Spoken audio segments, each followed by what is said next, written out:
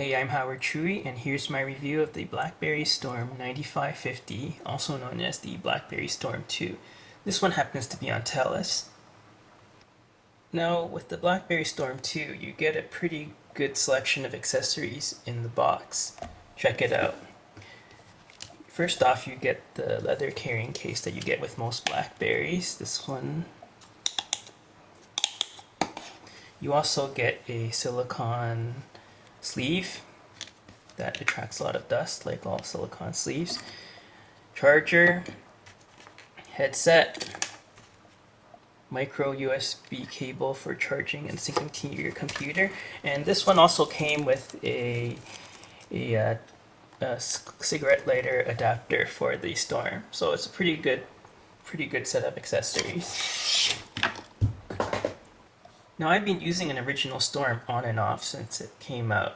When it first came out, typing on it was a total disaster. No matter how much I used it, I couldn't type fast on it. It was so bad in portrait mode, I preferred to use the on-screen numeric keypad. Over the months, I updated it with official and unofficial firmware, and RIM actually made huge strides to the on-screen keyboard to the point that it was somewhat usable. Compared to the original one, the Storm 2 has an updated display which lets you type faster, and it doesn't go in as far when you press it. It accomplishes this by having more buttons underneath the display. Also, the 4 buttons along the bottom, they're now integrated into the display. It finally adds Wi-Fi, which is a feature many people were complaining about. You also get 2 gigabytes of built-in storage now. I should point out that the original Storm came with an 8 gig SDHC card slot, whereas this one comes with 2 gigs built in plus an empty SDHC slot. Let's take a quick tour. Voice dial button, micro USB for charging and syncing, volume buttons, another button that can be reconfigured, and here's a 3.5mm headphone jack. Power button, which also locks and unlocks the display.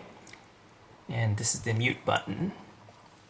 On the back we have a 3.2 megapixel camera with a LED flash. The cover is still metal, but instead of having the latches on the side, it's now the kind you have to pry open. Now let's compare the original Storm with the Storm 2. So like I said, the buttons are now built into the display, whereas here they were buttons, physical buttons. One thing I don't like about this is that there are some angles where you can press it and the screen won't go in, you see? Anyways, you do get used to it, but it really annoyed the hell out of me for a few days. And it's hard to tell, but the Storm 2 is actually slightly longer. It's very slight, it's a tiny bit thinner. You don't notice it. It's hard to even tell here, but yeah, it's slightly thinner. You won't notice. They're about the same thickness.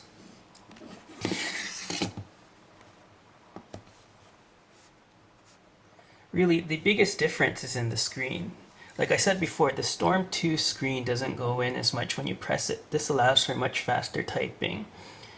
Another thing you can do now is the keyboard doesn't wait for the screen to pop back up before you press another. You can press the next letter. So let's try it.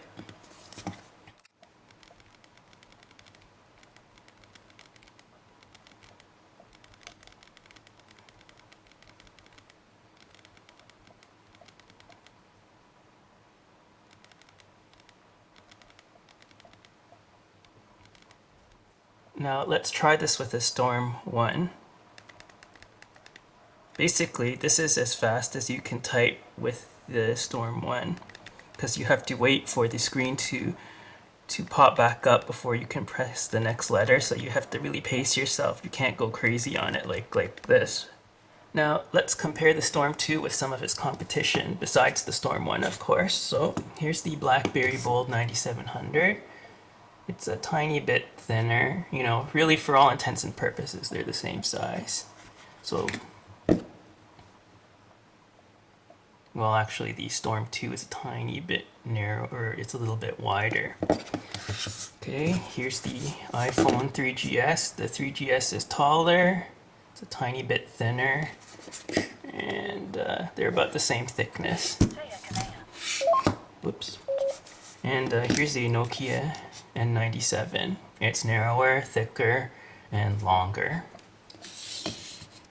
Now software-wise, the Storm 2 runs Blackberry OS 5.0, whereas the Storm 1, assuming you didn't upgrade it, runs 4.7. I don't know any major differences. I did notice some differences between the Storm 2, this is on Bell, and the Bold 9700 that I had, which is on, or sorry, this Storm 2 is on Telus, my 9700's on Bell.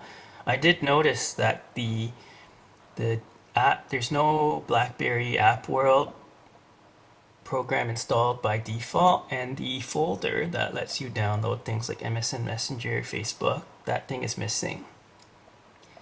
And also I noticed that the Blackberry Messenger software on this one was 4.7, so I didn't have access to Blackberry groups until I updated it to version 5.0.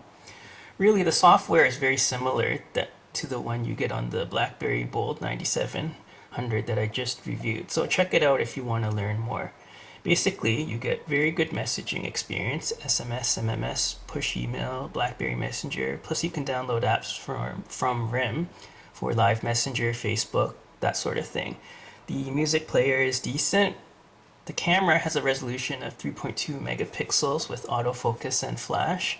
It's about average. You get decent results outdoors and you get varied results indoor, depending on how much light there is. You can use the flash as a video light when you're recording videos. And videos are recorded at a strange resolution of 480 by 360. Really, the reason they do that is because it matches the resolution of the Storm 2's display. Now, RF performance is quite similar to the Storm 1, so it's decent. Sound quality was average. While voices sound okay, there's a lot of hiss.